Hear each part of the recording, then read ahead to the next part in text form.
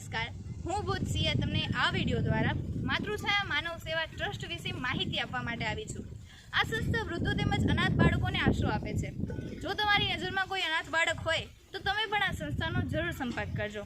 સાથે સાથે એવા માતા પિતા કે જે પોતાના બાળકને વધુ ફીસ આપીને સારી સ્કૂલમાં નથી ભણાવી શકતા, તે માતા પિતાએ પણ આ સંસ્થાની મુલાકાત તો જરૂર લેવી જ, કારણ કે આ સંસ્થા તમારા બાળકને સારામાં સારી સ્કૂલમાં ભણાવીને તેનું ભવિષ્ય ઉજ્જવળ કરવામાં તમારો સાથ આપશે।